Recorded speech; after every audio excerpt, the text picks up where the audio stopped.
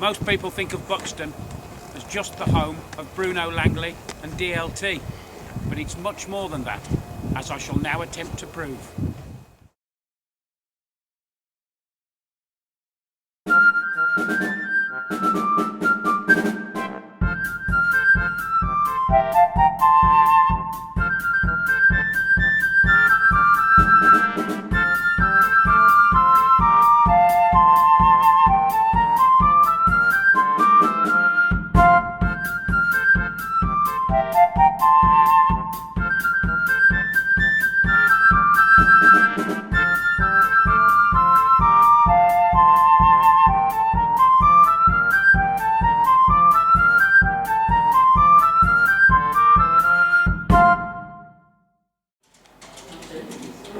Let's go and have a look at Buxton then.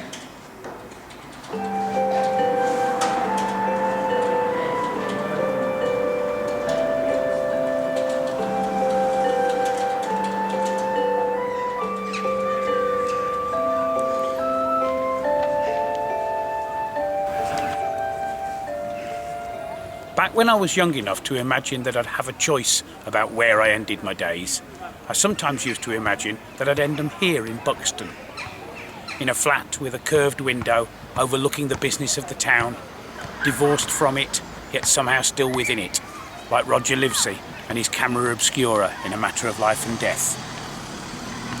Now that I've grown up a bit, you might think I'd have changed my mind, but you'd be wrong.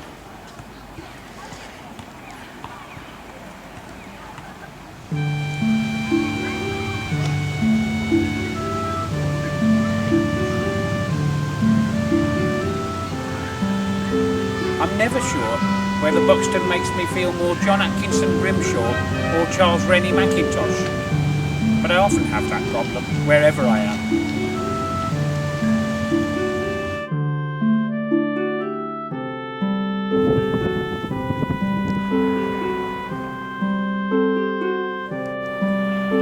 Buxton is officially the least garish place in the universe. It's muted and small, despite the grandness of its setting and its architecture. It's a tiny explosion of the Belle Epoque in Derbyshire.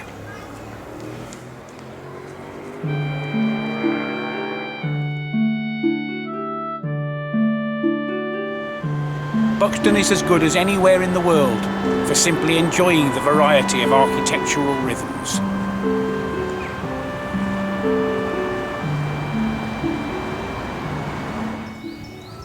In much the same way as the 1990s was very different, depending on whether you were Jarvis Cocker or the Venga Boys, the 1960s was very different, depending on whether you were Birmingham or Buxton.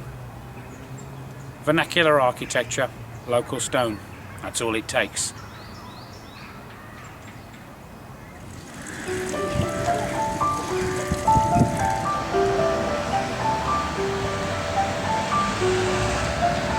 It's a nice bridging point between two worlds, this. On the one side you've got the pediments, porticos and entablatures of the Regency, and on the other side you've got the homogenised, popular shopping experience of, I don't know, what would you call it? The McConaisance. The what? The McConaisance. It's the era of time named after the career resurgence of Matthew McConaughey.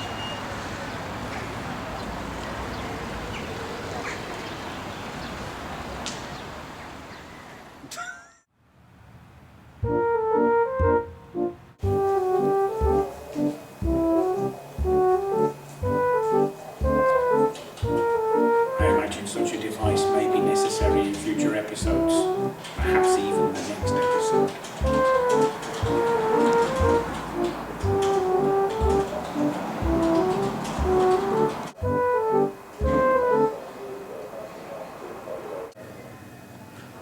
I don't know much about geology, but I do know that one end of that limestone belt gives us the Cotswolds, and the other one sprouts with tasteful little undulations of tone that is the Peak District.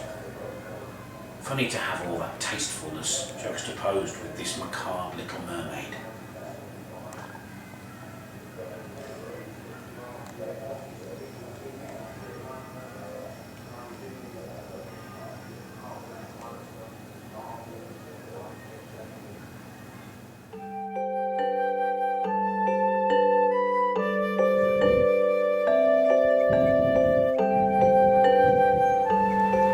Crescent by John Carr, about to be done up and currently fluctuating between states of being.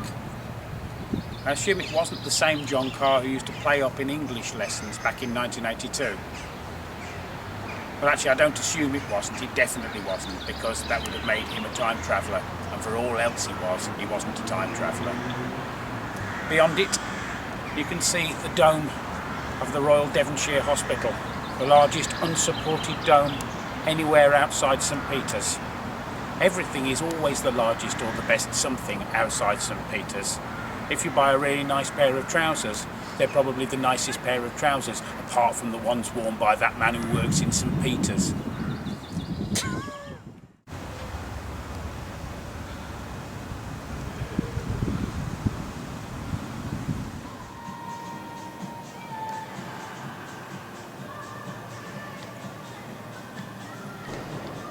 The interior of the old Devonshire Hospital, now the university buildings. Built exactly 100 years before they built Dan Cummings. And inexplicably and explicably right, like a Spitfire, or a Tadpole, or a Conker, or a Marble.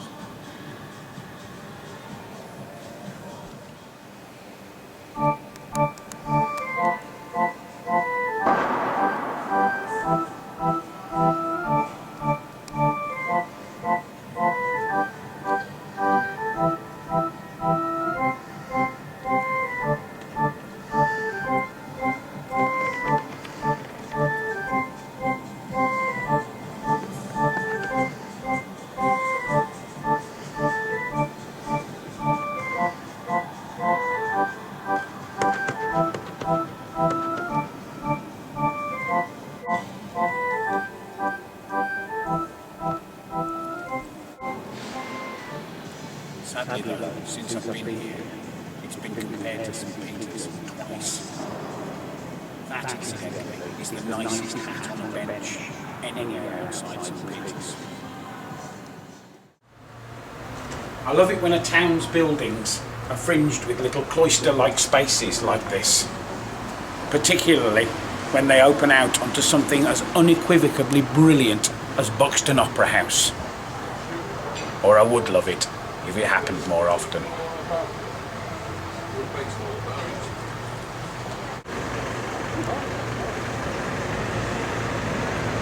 Buxton is of course home to the annual Gilbert and Sullivan Festival.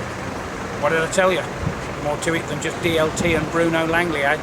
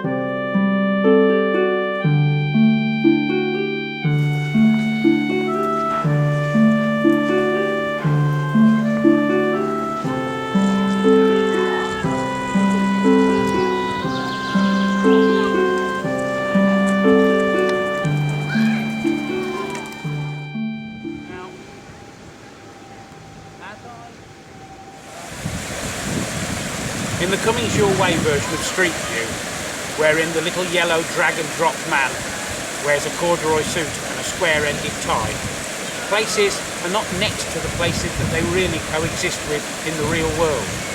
Instead, they're juxtaposed with other places like them. Thus, Pavilion Gardens in Buxton sits next to, on one side, Priory Gardens in Malvern, and on the other, Endcliffe Park in Sheffield. Similarly, in Cummings' world, jackdaws, ravens, crows, rooks, and all cool-looking black carrion-type birds were invented by Anthony Ainley in 1675. That's why they look so darn Jacobean.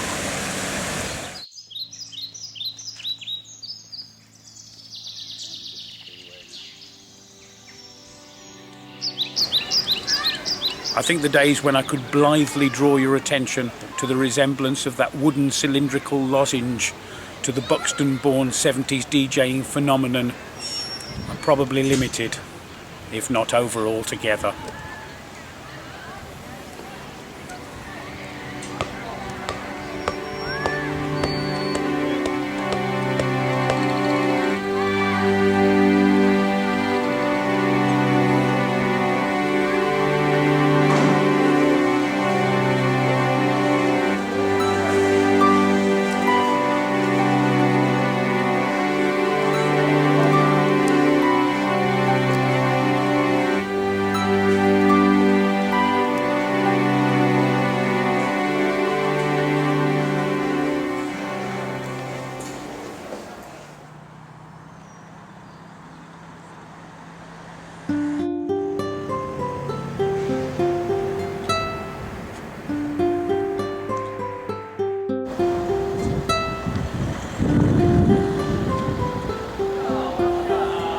The neglected top half of Buxton.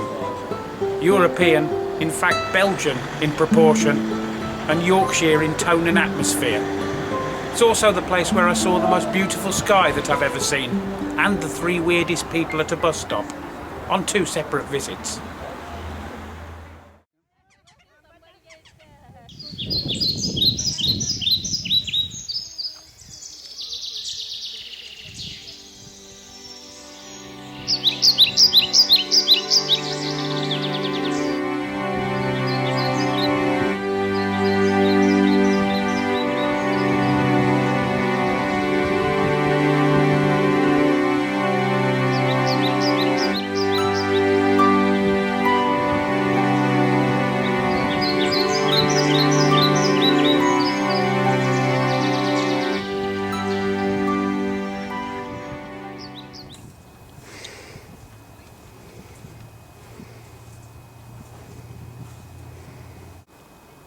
And there it is, Derbyshire's own Sedgley Beacon, Solomon's Temple.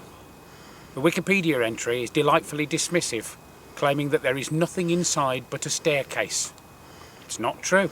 There's a baby cow as well.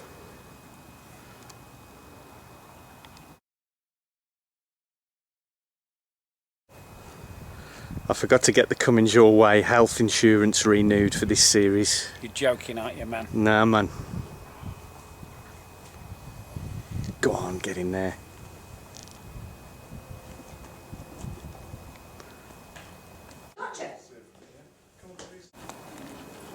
Thankfully for the uninsured Cummings Your Way team, cows are like pre-remembrance of the Daleks Daleks. They can't climb stairs.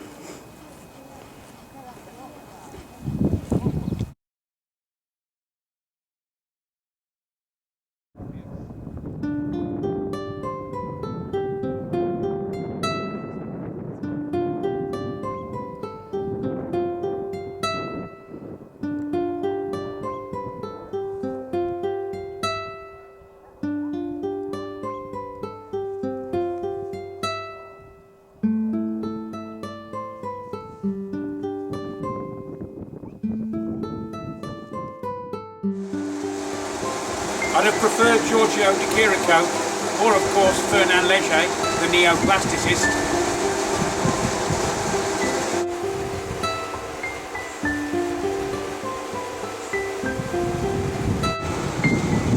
There's something about the concept of neoplasticism that makes me really, really happy. I think it's probably the fact that there weren't any plasticists. Know what I mean?